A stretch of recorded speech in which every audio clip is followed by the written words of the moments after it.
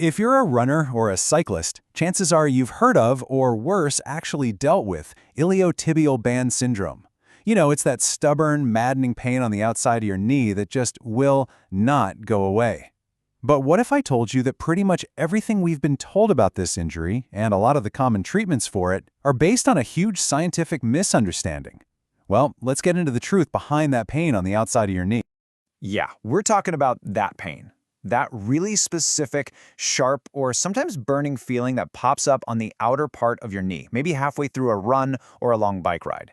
It's the kind of thing that feels totally fine when you start, but then it gets worse and worse until you have to stop. Sound familiar? If it does, trust me, you are in a lot of good company.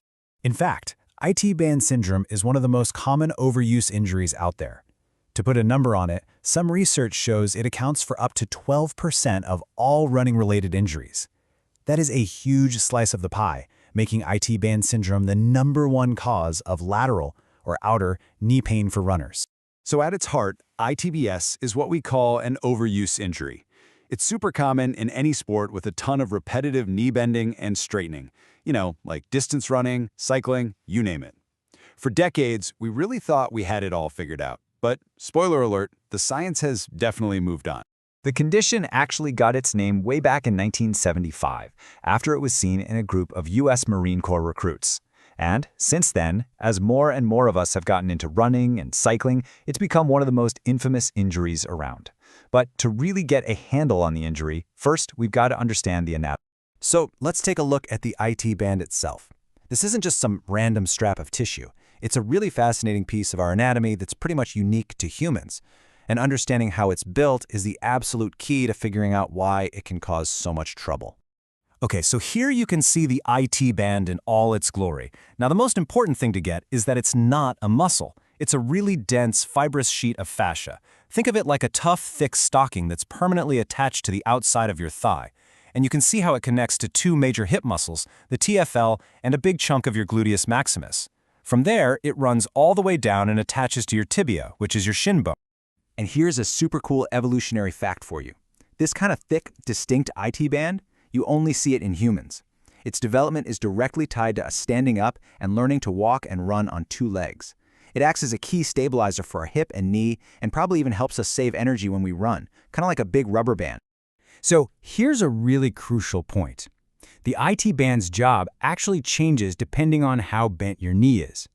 When your knee is straight, the IT band is positioned to help extend it or straighten it. But once you bend your knee past about 30 degrees, it shifts and starts helping to flex the knee or bend it. And this little switcheroo in function, it's the entire basis for the old and, as we'll see, incorrect theory of what causes IT band syndrome. Okay, let's dive into the story you've probably heard. This is the one that's been in running magazines, physical therapy offices, and all over the internet for years. It's what I like to call the friction myth. The classic friction theory was actually pretty simple, and it made a lot of sense. The idea was that with every single step you take, your IT band slides forward and backward over that bony bump on the outside of your thigh bone, and that after thousands and thousands of repetitions, this constant rubbing would cause inflammation, and boom, pain. This is basically that old idea in picture form. The pain was thought to happen in this impingement zone, right around that 30-degree mark of knee flexion, which is the exact point the IT band was supposed to snap back and forth over the bone. It lined up perfectly with where your knee is when your foot hits the ground during running. It was a really neat theory. Except it turns out, it's wrong. And this is where modern science totally flips the script. Thanks to new anatomical studies and imaging, we now have a completely different and way more accurate picture of what's really going on. And here's the thing, it has nothing to do with friction. Here it is, the bombshell. A huge study back in 2006, along with others since, discovered that the IT band, well, it can't actually rub back and forth over the bone. It's physically impossible. As this quote says, its anatomy literally prevents that kind of motion. This single finding basically turned decades of common knowledge completely upside down. So why can't it slide? Well, because it's not some loose strap just hanging out there. As you can see here, the IT band is actually anchored firmly to the femur, your thigh bone, by these super strong fibrous bands. The only thing that's moving is the tension shifting within the band, which just creates the illusion of it sliding back and forth. So that brings us to the new, evidence-based model, the compression theory. The pain from ITBS isn't from rubbing. It's caused by the IT band, which is pulled tight by your hip muscles, squishing a highly sensitive layer of tissue and fat that sits right underneath it, pressing it against the bone.